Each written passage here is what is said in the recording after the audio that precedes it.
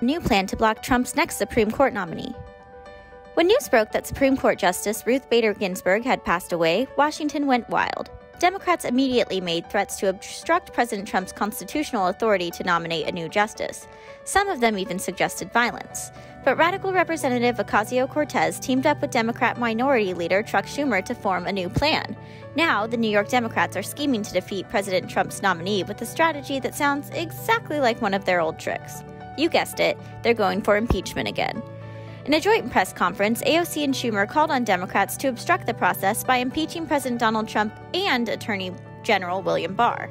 Ocasio-Cortez said, "We must also commit to using every procedural tool available to us to ensure that we buy ourselves time that is necessary. We must commit to allowing and considering and utilizing every single procedural tool available to us again to buy that time." When reporters asked if buying time was code for impeachment, the duo said, "Basically, yes." AOC explained, "Well, I think I am. I believe that certainly there has been an enormous amount of law-breaking in the Trump administration. I believe that Attorney General Barr is unfit for office." She continued, "I believe that we must consider all the tools available to our disposal and that all of these options should be entertained and on the table." Considering how poorly the previous impeachment attempts had turned out for the Democrats, this route could actually end up benefiting Republicans in November. Good luck. Louisville declares a state of emergency. An expected ruling on the Breonna Taylor case that has made headlines worldwide may come sooner than we know it, and it might not be a good thing for Louisville. In preparation for the upcoming decision, the Louisville Metro Police Department, LMPD, has ordered a state of emergency, hinting that they suspect major unrest may be coming their way. According to an internal memo from the city's chief of police, the declaration bans vacation requests and days off for all officers until further notice, so the appropriate level of staffing can be ensured. Breonna Taylor, of course, has become a huge story for protesters involved with the Black Lives Matter movement. The death of the 26-year-old who was shot and killed in her home March 13th by LMPD officers executing a no-knock warrant has become a rally cry for activists. Protesters, lawmakers, and celebrities have demanded that murder charges be brought against the 3 officers involved. So far, none of them have been arrested, and this ruling will decide whether or not they ever will be. Expectedly, tensions are high.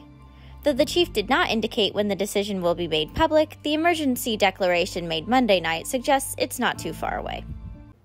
Sarah Huckabee Sanders slams so-called feminists for going after our potential Supreme Court nominees.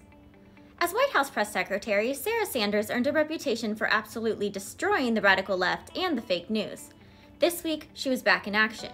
In a Fox News interview with Sean Hannity, Sanders reminded us again that she is not one to hold back. She called out the so-called feminists on the left for their preemptive attacks on President Trump's next Supreme Court nominee. And it was brutal. She told Hannity, "President Trump hasn't even named who he will nominate to the Supreme Court, and they have already started aggressively and viciously attacking Judge Barrett, one of the potential nominees, a very conservative, strong woman. They're attacking her for her Christian faith," she stated bluntly. Then she got down to it. "Let's not forget," she said, "these are the same liberals who lecture us about empowering women when the truth is they're nothing but liars and hypocrites who are only trying to empower themselves and their radical agenda." And Sarah didn't stop there. She told Hannity that conservatives should be ready for a battle. "This is time for us to send a clear and strong message that we will not tolerate the liberal mob.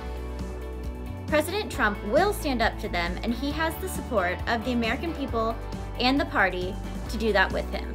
We're going to fix the court and fill the seat." With President Trump and Senator Majority Leader McConnell echoing the same thought, it seems likely that America will get a new Supreme Court justice before Election Day. President Trump slams Sleepy Joe for his low-energy schedule and raises a good point about Biden's stamina. On Thursday morning, President Trump took to Twitter to mock his opponent, Democrat nominee Joe Biden. "Sleepy Joe has closed down his campaign for the day. Again, wants to rest," he teased. "He is a very low-energy individual, and our country cannot make it in these exciting but complex and competitive times with a low-energy president." President Trump's criticism comes after the Biden campaign called for a lid for reporters, shutting down anyone who wanted to ask questions or interview the former vice president ahead of next week's debate. But this is not the first time the president has called out Joe for his lack of enthusiasm on the campaign trail. In an interview with Fox Sports host Clay Travis last week, Trump said, "I used to call Jeb Bush low energy, but I mean, if you compare the two, Jeb is extraordinarily energetic compared to Sleepy Joe." Maybe he has a point. While President Trump has multiple events planned per day, Joe Biden has actually avoided all public events almost half of September. He took off a whole 9 days from campaigning.